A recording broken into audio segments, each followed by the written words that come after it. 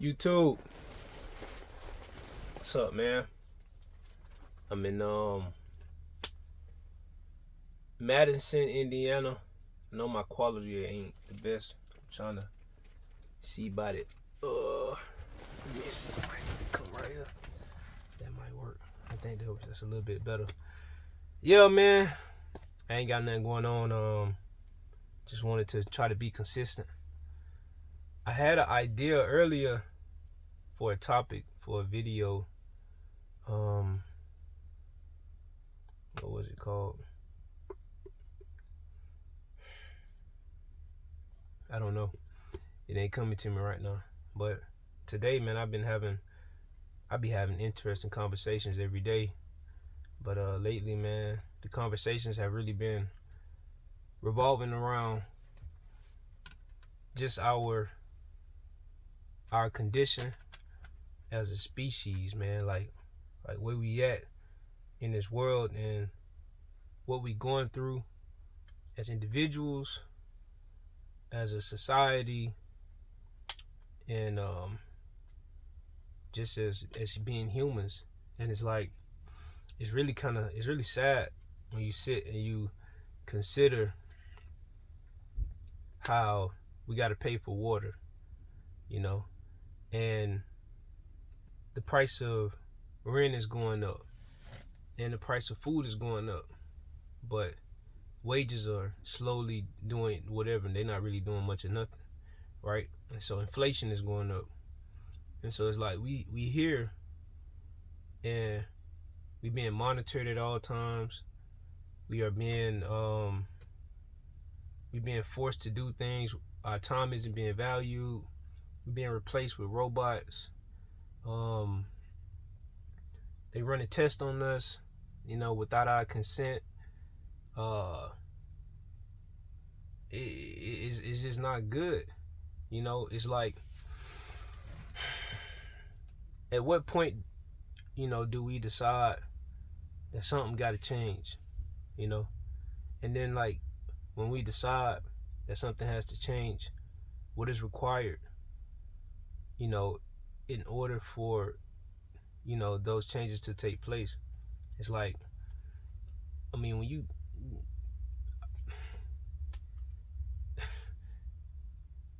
it's funny. I was talking to a friend of mine, and we was talking about the zoo, and I was like, man, I wrote like my bad.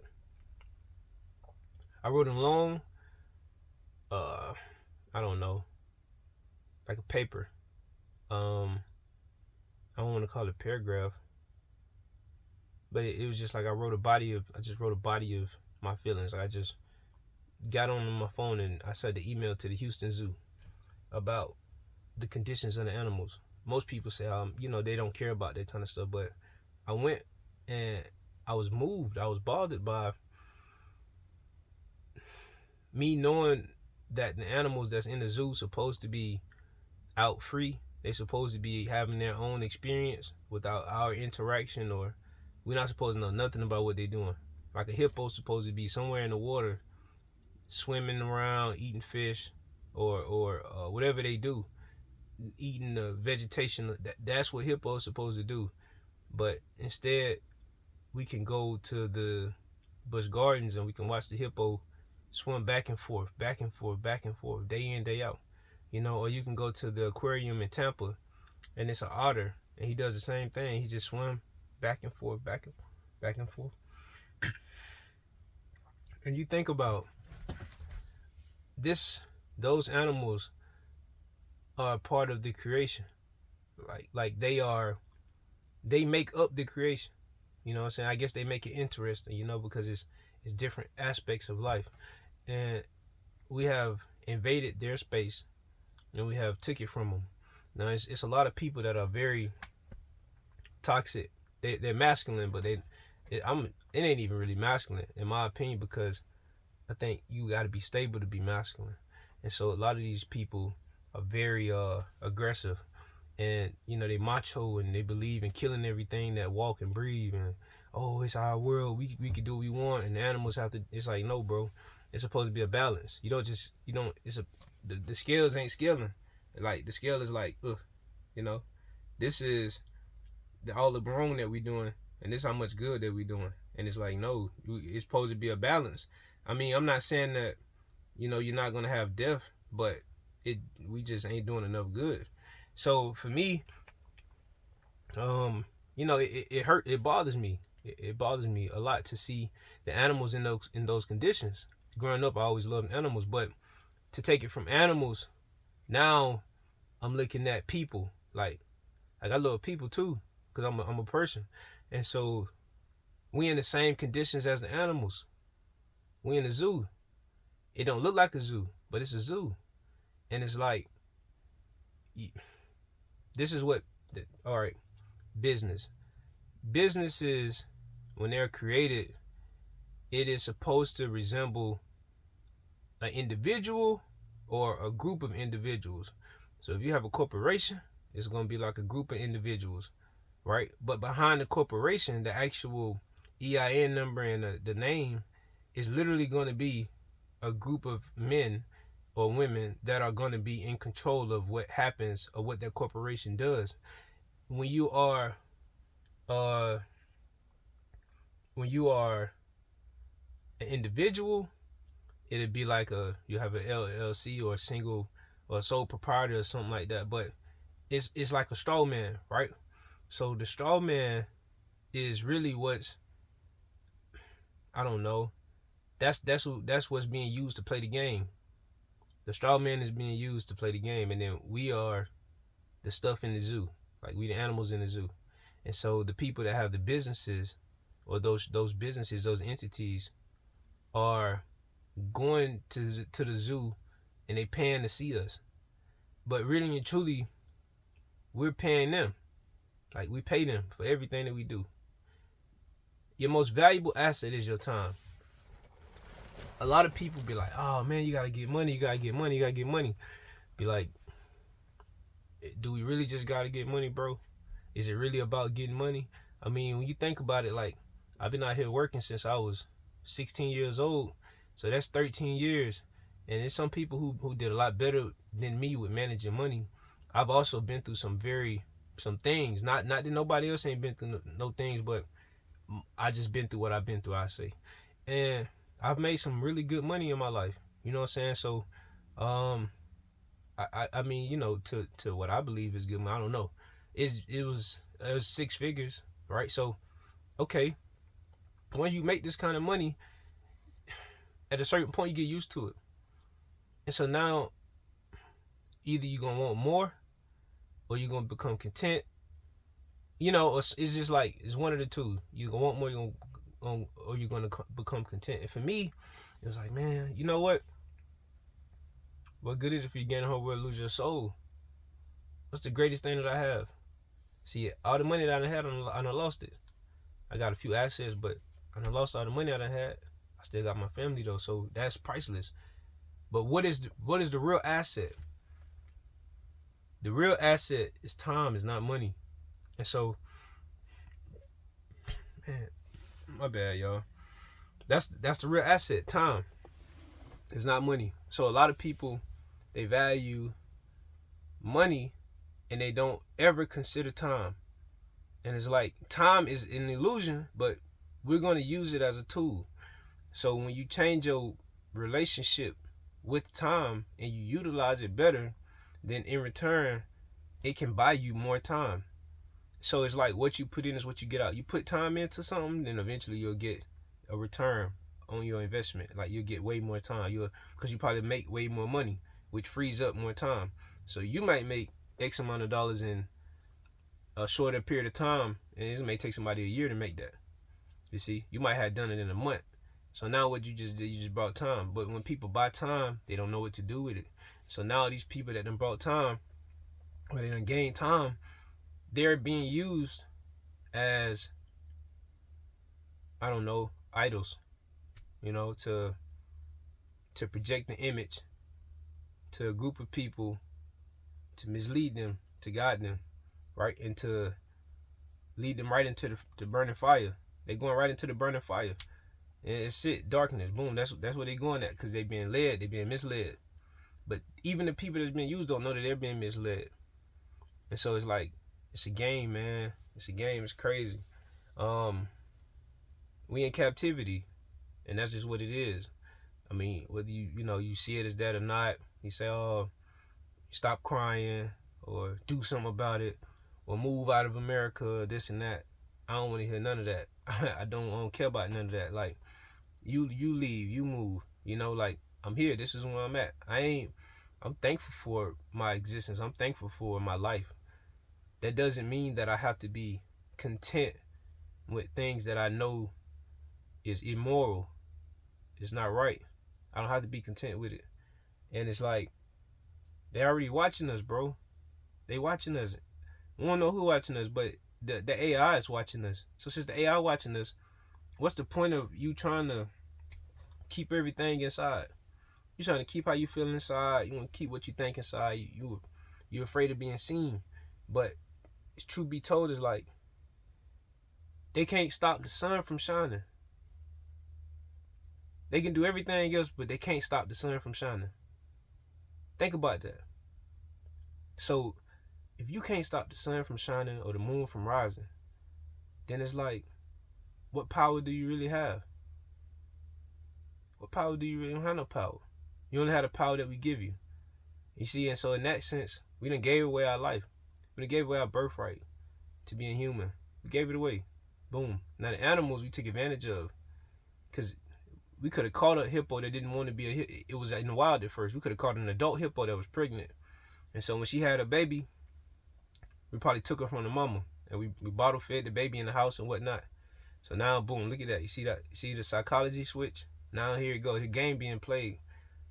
I like these people. They call it the Jaru people, in the Andaman Islands. They these little small black people. They've been isolated for 10,000 years. These people, like, I don't know, man, they be about 4 feet tall. They real short, but they be happy. They be living their life. Talking about spears and bow and arrows, and they be naked. Not naked, but they be, they barely got anything going. But what I like about it is the beauty. There's so much beauty in those individuals, man. When you see them, they be smiling and happy, and they could be had and did something that is horrific, but yet they're still in that natural state of mind. But what I noticed is, in some of the documentaries, you will see pots on the ground, like pots that we eat out of in America. You will see that on the ground.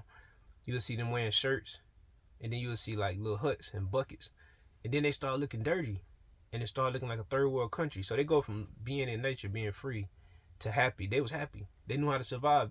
You've been in nature for 10,000 years. You ain't have no influence by no European civilization. None of that. For 10,000 years, you got a language. It's complex.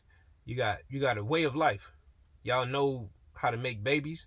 Y'all know how to build houses and hunt food. Y'all know how to heal yourself. You got a complete book of life, right? And then now you get this new way that's being introduced. And they start off with, oh, we're here to help. We want to teach you about this. And it's like, no, that's just a game. Boom, we're going to get you in. And then now, once the Western psychology catch on to anything in this world, it's pretty much done. It's a wrap, because it's a lot that come with the Western psychology, and it's not just like words and letters and numbers. It be spirits too. It be perspectives. It's a lot in that psychology that's wicked. It's a lot of ways that's wicked, and it come within. It come with the people. So when they introduce you to this, those little principles and principalities, that stuff is real. That stuff is boom. So before perversion, the women walk around those villages and they breasts be out, right? That's okay, huh?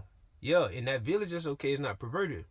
But somebody that comes from a Western civilization, or any civilization that's influenced, when they see that, there is perverted within their minds. So now you have given these people perversion. It's like being in the Garden of Eden, not knowing you're naked, and then you bite the apple and then you realize that you're naked. But you was never supposed to bite the apple. And so now I'm sitting back and I'm seeing it being done. Wow, this is wild. This is crazy. This is what they do. We know this what they do. I mean, but it's just like, hey man, what can we do, right? I mean, we can be of service. You know, we can try to teach, try to help each other. So that's it. I just be wanting to contribute, man, to somebody's life. I'm kind of with these videos now. This I'm betting on me at this point, man. I've been betting on everybody else and trying to just keep it to myself. But it's like, bro, at a certain point, man, it's like whatever, man. You gotta come on with it. You know what I'm saying? Come on with it. Um, I'm rocking with the Most High. I'm rocking with the Creator all day. The Creator of the sun, the Creator of the moon, the Creator of the stars, the Creator of the words, the Creator of the universe, the Creator of all things in existence. That's what I'm rocking with. And so at the end of the day, you know, that's I want to be of service. And when you rocking, it's just like you can't be lukewarm. You got to be in or you got to be out. And so it's like when you in that space of it's like, hey man, go and jump. So all my other videos, I know I was a little lukewarm kind of, because it was too much on my mind. It was like I was thinking more about myself, and I wasn't thinking fully about the people. I wasn't thinking about who I could inspire. I wasn't thinking about that. I was only thinking about like, man, how ain't nobody gonna watch it? Is it gonna be perceived well, or what they gonna come do to me, right? Because that's what they do. They come do stuff to you when you get to talking. So I was worried about all that, but at this point it's like, bro, I don't even care. You know what I'm saying? Like, it is what it is. You know, like if you do something to me, then you just if I ever was to become this big person, you just staple me. You staple me. I become a staple here. I don't even belong here. None of us supposed to be here. We supposed to be here, but this ain't our final destination. So it's like I ain't pressed by nothing. I know my family gonna be good because I know, I know the Creator, got that relationship. So man, we got a lot of work to do, and the work that we got to do ain't so much about going out protesting and all that. No, let people who protest. Do what you do. It ain't about that. It's really, you go inward. You gotta come in. So when you come in, you clean your house up on the inside. And once you get to clean that house up on the inside, it's little things that starts to help your light be brighter. Small things. It make your life a little easier. Ain't too much stress. None of that. All that start to die away. It ain't saying that you're gonna come into riches and you're gonna just have a mansion and all that. It's not saying none of that. What it's saying is your quality of life will improve automatically. Boom, like instant. Like, I know how to do that. I know how to help you make your quality of life improve. But it only works if you truly seek it. It ain't nothing I'm selling to you. It ain't nothing that you gotta, subscribe. I mean, you ain't gotta do nothing to get it. It's just like, it's a way. It's a way. But you gotta really sincerely be wanting to be a better person. That's just what it is. If you content with being the criticizer, or the perfect individual, or the mean person, or the snobbish individual, if you content with being those ways, then that's, you ain't gonna ever get it. You'll be stuck in that realm of existence. But if you want to understand like the other parts of life, then it's like, hey, you just gotta really start and commit yourself to it. So it said, knock and the door will be open to you. Seeking you shall find. When you get to doing that, your heart gonna take you to the right places. But the thing about it is, you be pulled between this world and your heart, because fear, right? Doubt, security. You want to be secure, and sometimes what your heart pulling you towards, it don't look secure, because it look like how you gonna be able to survive. That's what it look like. Like, I ain't gonna be able to survive. I ain't gonna make no money. Nothing. You worry about all that stuff. No. Make sure that your heart is at ease, at peace. My heart is not at peace in trucking. Anytime I think about doing something outside of trucking, is at instantly peace. But when I be thinking about trying to keep my truck and keep driving, it's like, no, bro. It ain't serving at all. It's too many restrictions. It's too much. It's just horrible, man. It's just not it. You don't get paid for what you do. Your time ain't valued. Um, you running in circles. They basically, we are truck drivers are moving America for free. We're moving America for free. That's just as simple as that. Whatever gas is, the rate should be 2 to 3 times the price of a gallon of diesel. That's what the rate should be for whatever load you pulling. If you literally, if gas is $3.65, the rate should be at least $7.30 at least a mile. That's what it should be. If you to be able to make a comfortable living, but it ain't about that no more. So now we all just stragglers, and everybody trying to grab their boots and hold on tight. No, man, we ain't finna get no $7.30 a mile rates. That is done. That I don't even think that ever was. So it's just not gonna happen. But that's my logic on it. That's what I feel like will contribute to a healthy society. We not that's not happening. So why you sit up and spin your wheels? You gonna be a company driver. They gonna milk you for your time. They might pay you a decent amount of money, but the cost of living in your area is still gonna go up because they steady trying to put up apartment buildings and gas stations and right. And so now you making that okay money at the house, but you working, and you home, but you working. And when you get home, how much time you got to yourself? Now you got the weekend, but after you do your job for, I don't know, 6 months, you have to sit back and think about. You probably in the weekends you're gonna be tired. You're gonna be tired watching football on Sundays. Saturdays you're watching college football. Friday nights you're getting drunk. Look at that, you tired. You ain't did nothing. Then just to wake up and go back into the cycle. Go get you a new car. Now your bills just went up. Now you need car insurance and you gotta pay gas. Look at it. You just committed yourself to 10 more years of working this job the same way you've been working the job just for the car. So come on, man. What are we doing? What are we doing, bro? We just signing up to be slaves. It's like, what's crazy is I was finna end this video. I'm black, African, what they want to call American, whatever. That's what I am. That's what I come from. That's my people. We that's what we is. That's what we endured. That's what we went through. And one thing that can't nobody else really relate to is slavery. In the way that we experience slavery. But we also probably be the best people to, even though you didn't experience it, y'all don't understand. See, just because I physically was not there does not mean I don't still feel the whiplash or the effects of what did happen, right? I still experienced that. I experienced everything that they talk about, everything that you see in books and movies and on internet. I didn't experience it all. Police, harassment, racism, all kind of stuff. Man, it's a lot that we don't talk about on here. It's a whole lot we don't talk about on here. Black drivers don't get none of the opportunities that white drivers get. We know that's not happening. It's not the same. Oh, man, you black, you work in landscape. No, man, it's different, man. I promise you. It's different. I can kid you not, it's different. And the thing about it is, don't nobody want to talk about stuff like that. That's the little small stuff.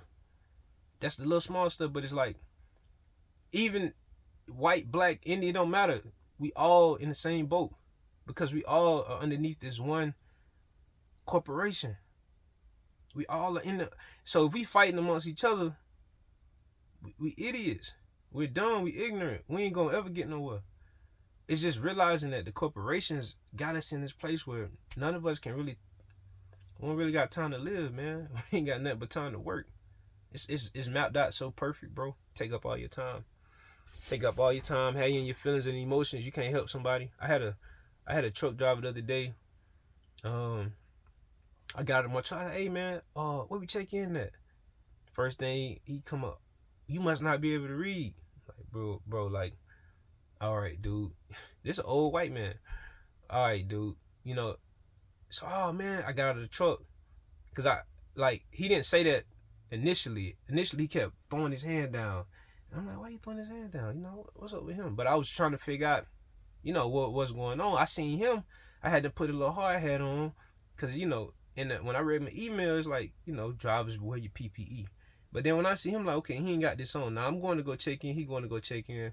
So I guess that's when you get on the plant. Sorry, I took my little hat off. So I put it down to the side. I got out of the truck and I said, "Hey man, you said, yo, this way you check in that? You must not be able to read." He talking about the sign where I parked my truck at. So I parked on the right side of the road. The sign, I parked like a little bit past the sign because I wanted to get my trailer out of the street. Because, you know, when you go into a new spot, you really approach it with caution because you really trying to gauge everything. So I got out of the street. So I had to pull up like a few feet past the little sign, like stop here, right? And he was fussing, "Oh, ain't nobody gonna be able to get in." Whatever, man. Like, this is stupid. You find something to complain about, bro. I was really just trying to ask you where to check in at. And the first thing he say when I get out of my truck is, "I love you, brother." No, you don't love me, bro. You don't love me. You think you slick by saying you love me, brother. You don't love me. You don't love me at all. You never knew what love was. You can't fathom love. Come on, man. See, now if we go there, then we can go there. And it was like, he said, I'm walking. And I said, "Go." He said, "I'm going." He said, "I'm going first." I said, "Go." He turned around. The boy say, "Shh." I said, "Hey, man." I said, "Hey, man, this dude crazy. I don't know what y'all doing in West Virginia, but hey, man, listen, we ain't having none of that. All that's dead. That's done. It won't ever happen again. Ever. Nowhere. Period. It's a done daughter. You know what I'm saying? Like, that's just what we coming with now, man. We not on that no more. We really past that. But so many people still have that stuff in their heart. And the moment we speak to our history, right? Because what we can go into like you know, stuff that's happened way before slavery. But then that's like it's so many different ways you can get lost. And I say that because all of that stuff is like way back then. Even slavery was, a couple hundred years ago, or 100 years ago plus. Look, ain't a couple hundred yet. So about 150 years ago. But at the same time, it's still closer than before it started. And so I don't like to go too far back because I feel like you can get lost. Because when you look at us, you say, okay, we came from here, came from here, came from there, came from there. The point that I'm trying to make is this. Can't nobody tell us about us, and can't nobody make us stop talking about our history. Because America flaunts its history. Everybody, if you're from the South and you white, you're gonna flaunt your history. If you're from France, you're gonna have a flag. If you Palestinian, you're gonna have a flag. You Israeli, you're gonna, like, everybody else got some kind of representation, and we don't really have much of representation. Like, the Black Lives Matter is not no solid representation, because what that sound like is we begging people to help us feel better. Hey, y'all don't kill us, man. We human too. I don't need nobody. I don't need to tell nobody don't kill me because I'm human. Like, nah, you see I'm human. You see I function just like you function. You know I'm human. So you know what you're doing.